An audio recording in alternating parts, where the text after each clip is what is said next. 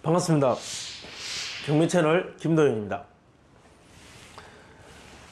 자, 이번에 분석할 경매 물건은 울산 남구 삼산동에 있는 세양 청구마을.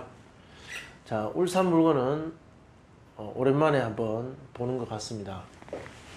울산 남구 삼산동에 있는 세양 청구마을. 전용 면적 18.1평, 대지권은 6.2평. 자, 건물, 토지 전부 매각입니다. 입찰 13일 전인데, 이게 어제입니다, 어제. 그러니까 오늘은 지금 현재 이게 촬영되고 있는 날은 입찰 12일 전이고, 업데이트 되는 건 또 이보다 훨씬 더 날짜가 지난 뒤입니다. 여러분들이 아마 이 사건을 보는 건 입찰 한 10일 전에서 한 6일 전 이렇게 되지 않을까 생각합니다. 2021년 4월 27일 입찰 기일이고, 감정가는 1억 9,700만 원입니다. 자, 이게 사건 접수가 2020년 3월 달에 됐고, 소유자, 채무자는 같은 사람인 것 같아요. 그리고 채권자는 주식회사. 뭔가 사업적 거래관계를 가지고 있다가 이 채권관계의 어떤 이행이 되지 않으니까 이 회사가 경매를 신청했습니다. 그럼 누가 살고 있는지 모르겠지만, 만약에 소유자가 살고 있다면, 지금 이 회사 이름은 지어져 있지만 이러한 회사와 거래관계를 가질 법한 회사를 운영하는구나, 또는 그 회사에 운영하는 회사의 돈을 그 회사의 어떤 관계자로서 이런 채권관계를 맺었구나, 이런 짐작이 가능하겠죠. 자, 뒤로 넘어가서 문건 접수 내역 보겠습니다. 그러면 이 사건이 진행되는 동안 이 사건과 관련된 다른 이 물건과 관련된 다른 채권자들이 나도 이러한 권리가 있으니 배당을 해주세요 라고 신청을 했을 겁니다. 그 과정에 점유권과 관련된, 낙찰자가 갔을 때 점유하고 있을, 그래서 그 사람과 뭔가 해결을 해야 되는 그런 점유권과 관련된 어떤 임차인이 있는지, 이런 흔적을 보기 위해서 이 페이지를 꼭 제가 넣고 있습니다. 아파트에서는 별로 중요한 내용이 없습니다. 그런데 공장이나 또는 외곽의 단독주택이나 그런 토지, 그리고 건물, 일괄 경매에 나와 있는 이런 물건들을 보면 이런 점유권, 또 기타 권리관계가 낙찰 이후에도 영향을 미칠 수 있는 것들이 있습니다. 자, 그런 흔적을 찾아서 거기에 주목해서 분석할 필요가 있습니다. 그래서 살펴보는데, 자, 여기 보시면은 특별히 중요한 낙찰자에게 영향을 미칠 법한 그런 이해관계자는 없어 보입니다. 전부 다 돈 받을 채권자들의 흔적뿐입니다. 자, 현황조사서. 자, 그러면 누가 점유하고 있는가? 이 현황조사서는 누가 점유하고 있는지 현장에 가서 한번 살펴보는 그런 조사서입니다. 현장 가니까 폐문이었고 점유자 조사 불가했다. 그러니까 아파트들은 이렇게 많이 나옵니다. 문 잠겨 있고 공동주택이다 보니까 함부로 문을 열고 들어갈 수도 없고, 자, 기껏 할 수 있는 건 전입세대 열람이죠. 해보니까 현재 소유자 세대입니다. 소유자 세대 최 누구누구가 전입돼 있더라. 자, 등기현황 보면 소유권자 최 누구누구 1997년에 소유권 이전을 합니다. 자, 그리고 2009년에 근저당, 자, 지금 현재 경매 신청을 한 채권자 이 주식회사로부터 근저당 설정이 됩니다. 그리고 또 근저당 설정이 되고, 그리고 임의경매에 신청을 했습니다. 권리관계 자체는 대단히 단순하고 별로 복잡할 게 없습니다. 충분히 해결도 될 법한데 지금 경매에 왔는지 왜 경매에 왔는지 모르겠는데, 워낙 다양한 사정들이 있다 보니까 여러 가지 짐작을 할 수가 있습니다. 일단 낙찰자 입장에서는 내가 낙찰받은 이후에 무엇을 인수하느냐, 뭘 해결해야 되느냐, 자, 이 부분이죠.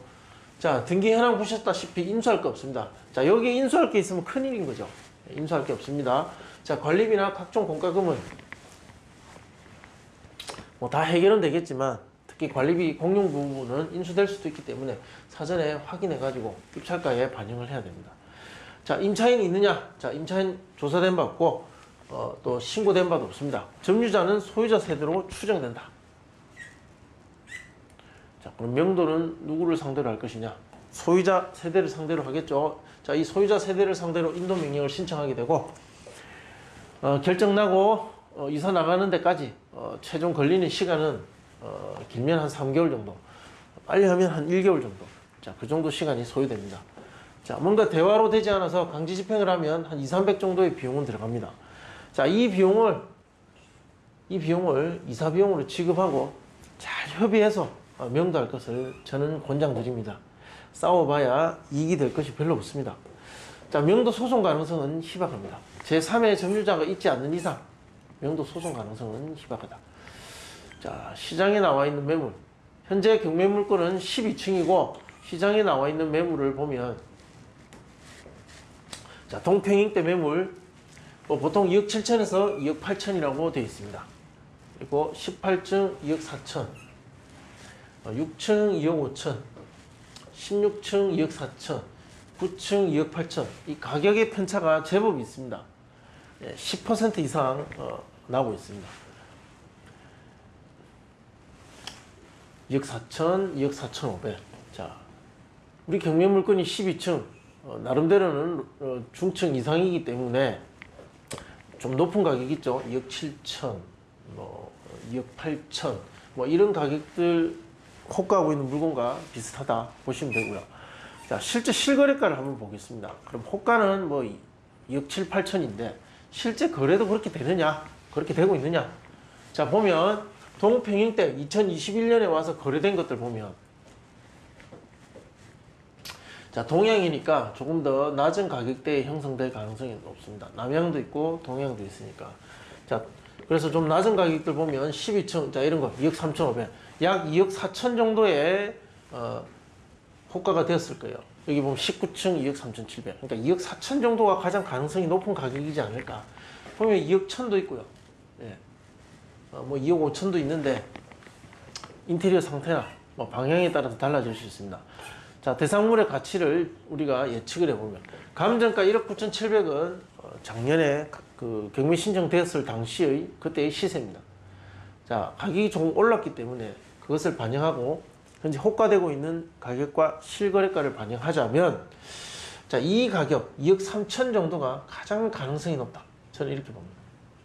자, 범위를 예측해야 되니까 2억 2천에서 2억 3천 정도가 가능성이 높고, 예상 낙찰가는 그 2억 2천에서 3천 정도의 거래가 될 수 있을 가능성이 높은 그 가격 범위, 자, 그것을 기초로 예상을 해보면 평창 2차 현대 2020년 5월 25일에 있었고 2020년 7월 20일 세양 청구 있었습니다.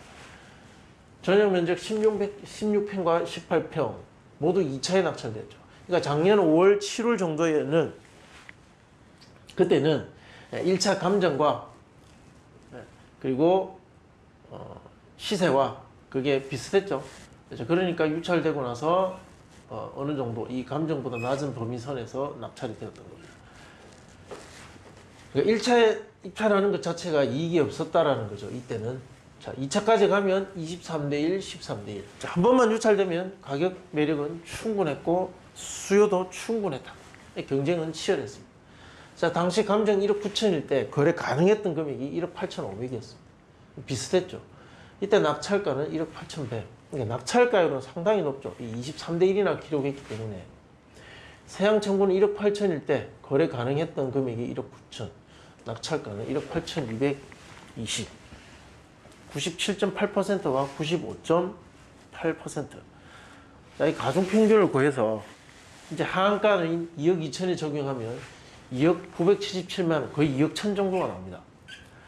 자, 현실적으로 가능성이 가장 높은 2억 3천. 자, 이것을 똑같이 적용해 보면 2억 1,900이 나옵니다. 자, 정리하면 이렇습니다. 예상되는 낙찰가 범위는 2억 1천에서 2억 1,900 정도가 될 것 같습니다. 그러니까 감정, 1차 감정보다는 훨씬 높고 1차에는 거의 낙찰이 된다고 보시면 될 것 같습니다. 자, 이 분석은 아주 쉬운 분석이고 특별히 변수는 없어 보입니다.